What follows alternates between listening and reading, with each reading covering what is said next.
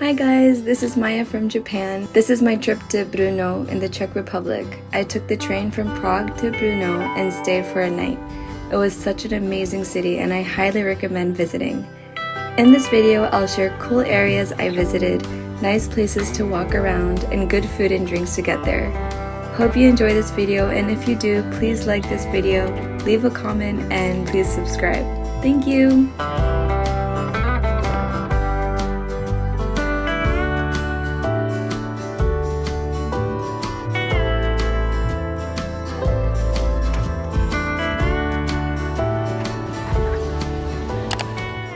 So this is me leaving the house around 8:15, throwing out the recyclables. I had meal prepped for my hubby and baby, cleaned the house, had packed only essentials the day before, and was so ready and excited to start my journey.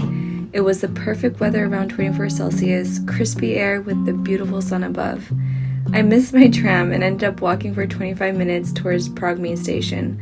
But it was okay because I love walking in the city and admiring all the architecture. My first solo trip in my life, and the first time to stay away from my baby since he was born. So there were many firsts on this trip, which made it extra special. I was surprised to realize that this was my very first solo trip in my life. It was also my first time to be away from my baby. It was also my first time outside of Prague since moving to the Czech Republic more than a year ago. As a first-time mom, it has been a very hard ride on this parenting journey, especially being so far away from family and close friends. I wanted to spend alone time and reward myself with me time. That being said, this trip was only for one night, but was so worth it, and I felt like I did so much in such a short period of time. So whatever the situation you're in, I hope this video encourages you to take me time, whatever shape or form it is. Prague main station, I'm almost there. This is the beautiful Prague main station that offers domestic and international transportation. There are so many negative reviews on TripAdvisor, but don't be scared. Just know that there are different floors. On level -2, you will find a shopping center, ticket offices, and a Billa supermarket. On level -1, you will find toilets and hot showers, and you need to pay 10 or 20 crowns each. So Regio Jet has a lounge where you can get water and find a coffee machine. They also had an ice cream machine, but it was a little too early for me, so I just refilled my water bottle there. I only had 15 minutes till my departure, but I decided to get some bread and a latte at Paul because I was starving from walking so much. There was a long line, but I checked where to head towards beforehand. And from level 1, you can find the escalator to level 0 where the platforms are. I booked the tickets online from Regio Jet a few days ago, and one way was around 400 Czech crowns, making it less than $35 for a round trip from Prague to Brno. For a tip, you won't know which platform you need to go until it's 10 minutes before departure, so you will see many people waiting in front of the monitor. In case you're traveling with baby, children, elderly, or with lots of luggage, make sure you move fast. Once you're on the right platform, there are no signs for where each car stops, so make sure you're on the right side when the train arrives. You will see staff that is standing in front of the entrance of the train, so if you're not sure if you're on the right place, just show your ticket and ask them. Also be aware that there are a few steep steps when you get on the train, so again, if you're with kids or with lots of luggage, be careful. And the luggage space is very limited, so if possible for train trips, travel light. I was so scared about getting lost, so I aimed to get there 30 minutes early for my 9:15 train. Last time I was here, we were taking a trip to Vienna, Austria, and I just followed my husband while I was taking care of my toddler, and I remembered how the station seemed so big. But this time, maybe because it was my second time, I didn't get lost. And also as a reminder, they don't sell anything on the platform, but inside the station you'll find supermarkets, cafes, fast food chains, pharmacies. So if you have any last minute purchase to get for your trip, you'll most likely find it. I was glad I got in a side seat. It was so comfortable and I was very happy to finally be child-free. But then on the next stop, 3 small boys came in front of me. But they were so sweet and chill traveling with their dad. Anyways, the 2-hour and 40-minute train ride was very smooth and it was right on time.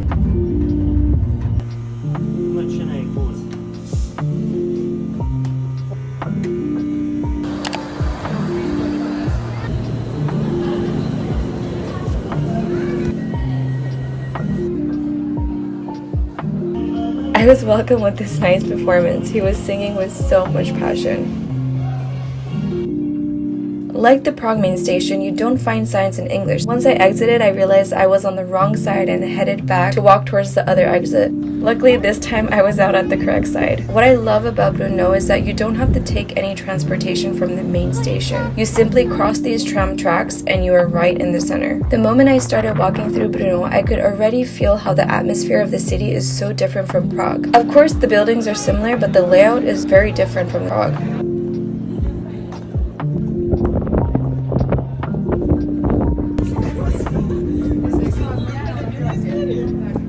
This is the city's famous vegetable market, and the square dates back to the 13th century, and it's one of the oldest public squares in the country. Apart from winter, it's open on weekdays and Saturday mornings.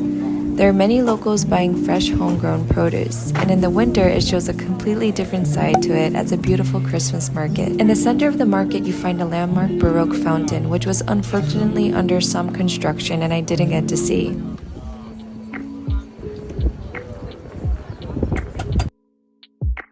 The fountain sculpts many mythical and allegorical figures.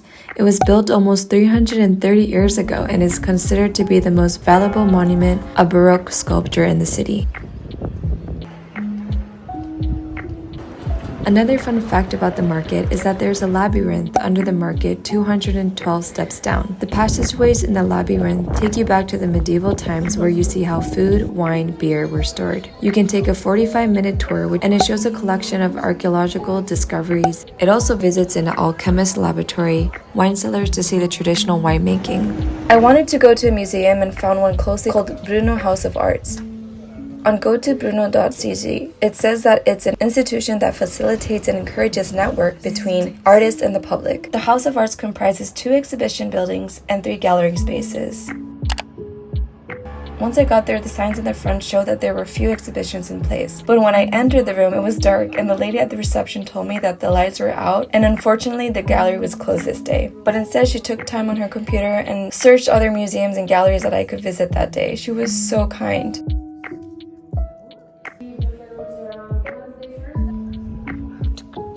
I still had time till check-in at 2 p.m., so I decided to take a walk to see the Spilberk Castle. The walk or mini hike towards the castle was gorgeous. I felt like I entered into an enchanted garden. The walk was a bit steep, so it could be a workout if you're pushing a stroller, although I did see some parents with strollers around the area. On this walk, you'll find plenty of places to rest on the grass or on benches. So let me add a little bit more about the city of Brno while you enjoy this beautiful view of my walk up the castle. Brno is a city in Moravia, relatively close to the Czech Republic's borders with Austria and Slovakia. It's the country's 2nd largest city after Prague and the largest city of Moravia. It was the capital of Moravia between 1641 and 1948. Oh, the breeze is so nice.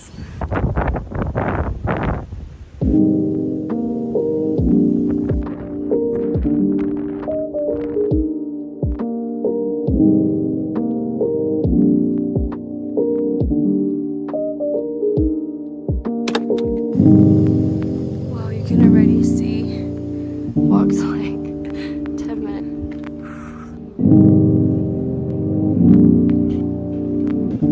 Once you walk for 20 minutes or so, you will be gifted with the most beautiful panoramic view of the city. There were many people enjoying a beer at the bar located right next to the observatory. As tempting as it was, I was craving for a beer, but I decided to enjoy it with some food later. Spilberk Castle was founded in the 13th century around 1250 to protect the Czech state and the city of Brno. During the 17th and 18th centuries, the castle where the Moravian margraves, or military commander, which was ranked below the country's duke or prince, they would occasionally live here, and then it turned into a massive military fortress. Repairs of the castle were finally done during the 30 Years' War, which was one of the longest and most destructive conflicts in the European history, which lasted between 1618 to 1648. It also resisted several months of attacks by the Swedish army. Further enhancements were made of its defenses system. In 1783, by the decision of the emperor, the castle was converted into a civil prison for the most serious criminals. It even had the reputation of being the toughest prison in Europe, which is really hard to imagine from this beautiful scenery. The prison was then abolished in 1855, but during the First World War, politically persecuted opponents of the Austrian monarchy were imprisoned here. And in World War II, Czech patriots during the German Nazis' occupation were placed here.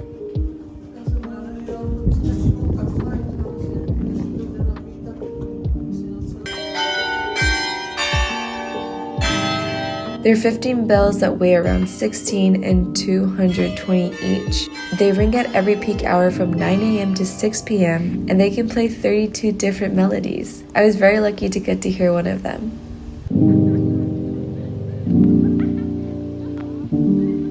I was so hungry at this point, so I headed back to the center. I loved walking through all these intertwined scenic narrow alleys filled with small shops.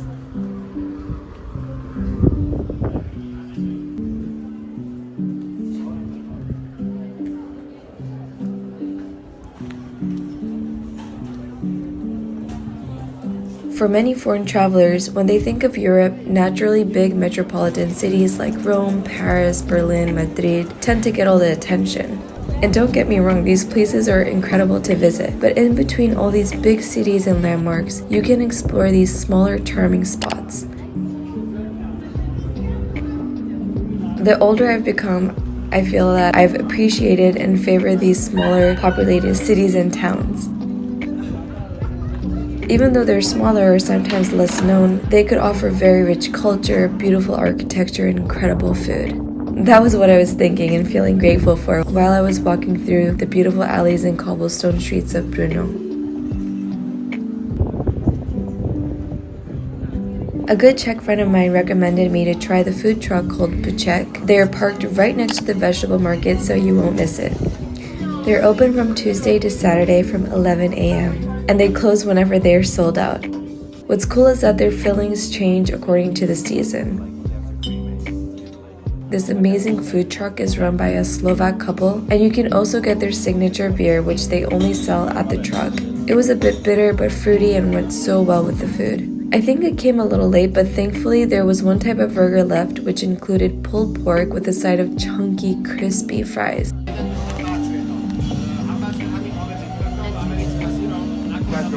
As you can see, it seems small from the outside, but it was full and packed with meat. Despite not having any breakfast and starving after a hike, I couldn't finish it, and sadly I left a little piece.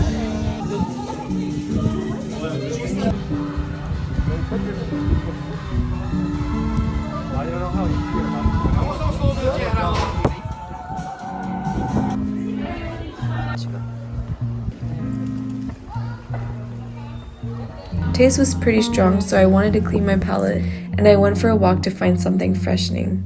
In the end, I went to Albert, where I went back and forth to get water since my hotel didn't offer any complimentary waters. Anyways, I went to Albert, found this funky colored looking popsicle. I think it was berry flavor, and it was exactly what I was looking for. I was pretty tired from walking so much and very stuffed, so I headed back to my hotel since it was past check-in time.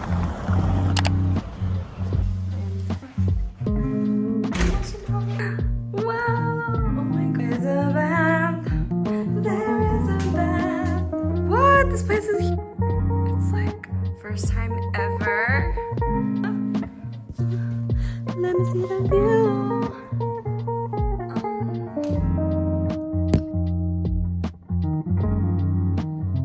Interesting. I made it to the hotel. That burger was very heavy. I wasn't able to finish it. Like, I left that much. I just could not. The beer was so nice, it was fresh, it was so good. But yeah, the heat definitely got me. I'm really tired. I think I'm gonna chill a little bit, get ready for the night. Not that I'm gonna last long. And hopefully I will sleep for more than 6 hours consecutively, which I haven't done since the baby was born. And it's almost like 2 years. I really need sleep. So wish me luck. And I'm just gonna chill a little bit right now.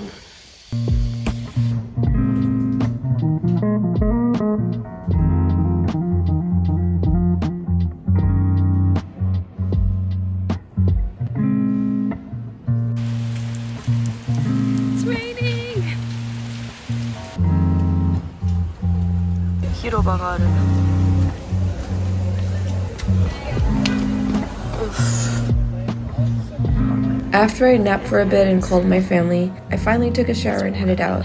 The rain settled down and I went to my first bar in Brno called Just Wine, and they have such an amazing selection of Moravian wines. The staff are so nice and will bring you a wine based on your preference. Thank you so much.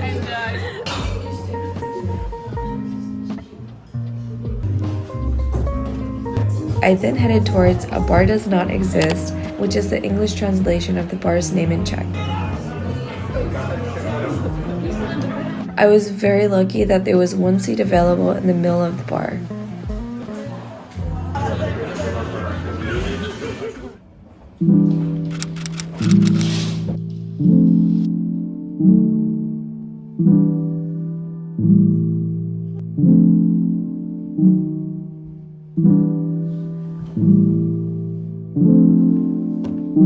Okay, I am finally leaving to get breakfast! God, it's so beautiful!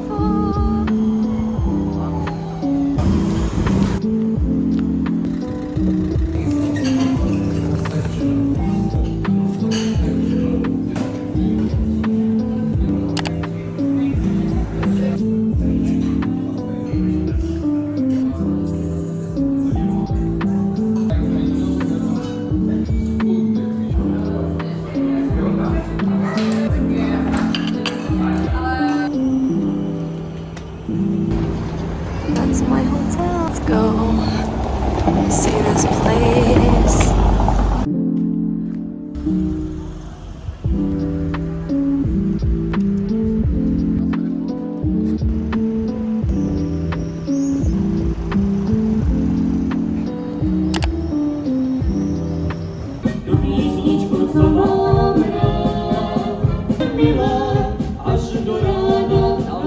After my delicious breakfast, I walked towards the square where the famous Astronomical clock stands. The clock has very split reviews. I personally think it does not blend well with or acknowledges the beautiful historic landscape of the square. Anyways, a bit of background about this clock. Towards the end of the 30 Years' War, Brno was able to survive the attack from the Swedish army, and it is said that it's because they took part in a timekeeping trickery. The Swedish seized Brno for 3 months, but Brno did not surrender. Then the Swedish army said they would withdraw if the city didn't fall by noon. The people of Brno changed the clock to an hour early, so at 11 o'clock the Swedish left the city. How interesting is that? So at 11 o'clock you hear a melody and crystal balls fall through the clock, which you can take home if you're able to catch it in the openings. That's why you see all these people sticking their hands in the clock.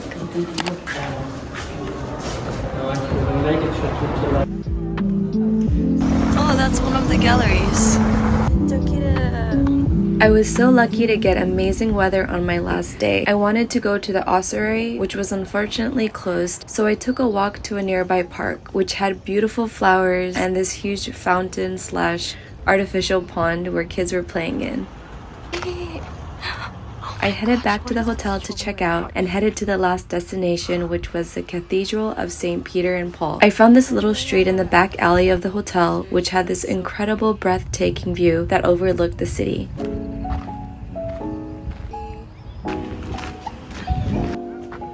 Walking through these narrow alleys, I stumbled across this secret garden where I wish I could just spend the whole day reading a book on one of these benches.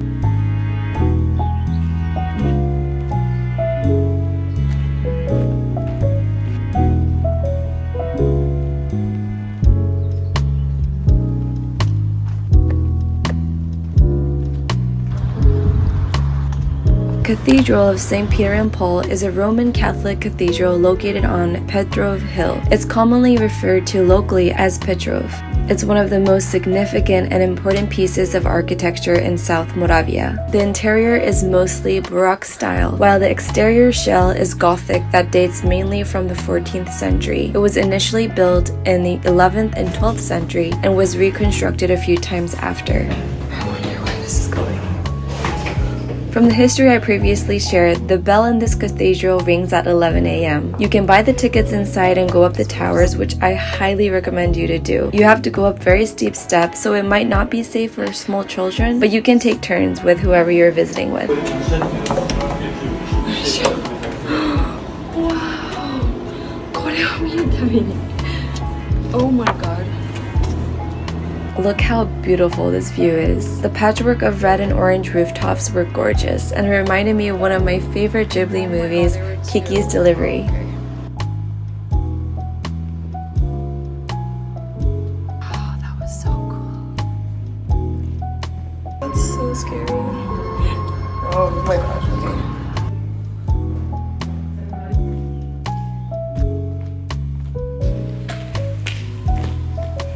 There's nobody.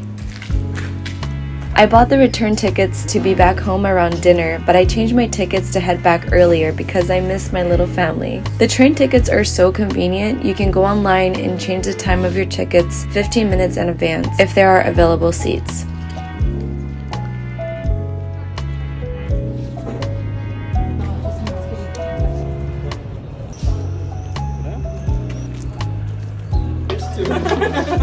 That's how it goes. On the way to Brno Station, I found a bubble tea shop where I decided to stop by. The staff was very friendly and was great boba.